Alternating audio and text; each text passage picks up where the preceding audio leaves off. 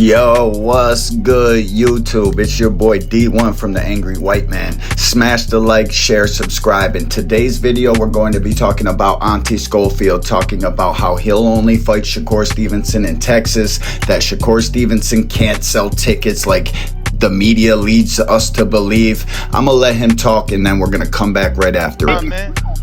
About the, That's the headline. I need to see that headline where Kid Austin sold 12,000. Listen, but it don't matter if he sold 12,000. That's marketing. It do.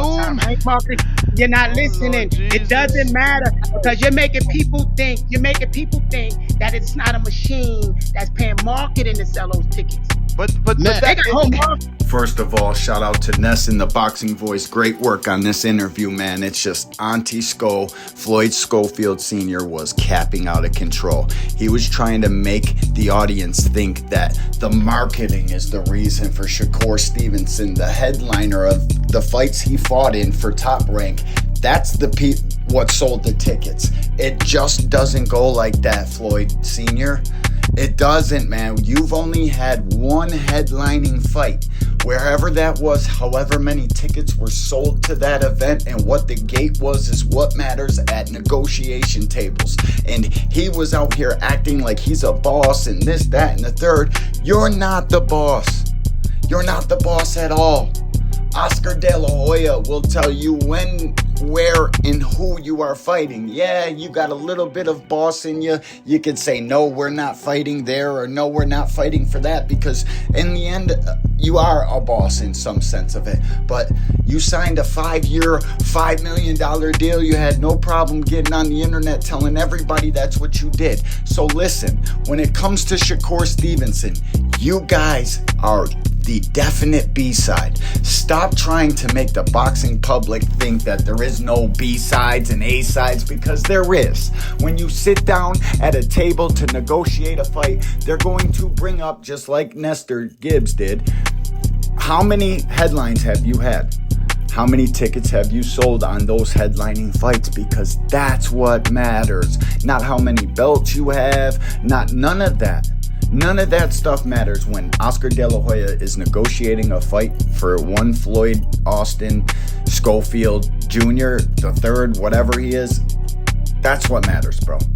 They don't know anything else but what the numbers say in red in your black and white writings. Like, real talk, man. You can't tell Shakur you're fighting in Texas. You can't tell none of that. You have not a single leg to stand on. And plus, you pulled out of the last fight. I know, I get it. You got sick, but I've had intel and people tell me otherwise. Very credible sources in the boxing content creation space have literally exposed you, and you guys never wanted to fight Shakur, not then, not in Saudi, and now your actions and what you're saying today directly back that story up, because you really don't want to fight. Not if you're saying we're going to fight in Texas and only Texas because we got pulled there. We sell just as many tickets as Shakur Stevenson when you don't. It's like a proven track record, and I get it. You might know a little bit more than the average boxing fan of what's going on behind closed doors. But one thing that's for certain is you didn't sell as many tickets as Shakur Stevenson, whether that was marketing dollars or whatever it is you were claiming it was. Shakur Stevenson is a proven ticket seller at his home in Newark, New Jersey. I know his tickets are having trouble selling now, but is he the main event on that card? I don't think so. I think Berlanga and Hamza Shiraz is the main event. And those tickets will probably pick up in sales the closer we get to the fight.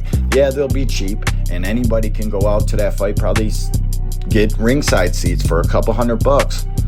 They're not the same as a Tank ticket, and shout out to you for giving Tank his credit for being the only one out of all this newer generation of fighters that is really like that. You can put that in the clip. Yeah, they're not like that, man. The only one like that is Tank, and that's why from the beginning when Floyd was calling Tank out, I said give us 2 years and Floyd could fight Tank. Because, you know, Floyd is always going to want to fight because Floyd been in the ring with them, but Tank is the only one that's like that. The only one, trust me, these dudes. Because I'm of that opinion too. I do like Floyd Schofield Jr. a little bit. He can fight a little bit. I was shocked that he did that to Tevin Farmer, but we can't just go letting you cap out of control. Now, can we? We just can't do that, Auntie, because we know better. Tell me what y'all think about Floyd Schofield and Tevin Farmer and the craziness of Floyd Schofield Sr. thinking they sold more tickets than Shakur when we know that's cap. Let me know what y'all think down there. Smash the like, share, subscribe, and if you can't do none of that, hate watching the corner like you are now. Till the next time. Peace.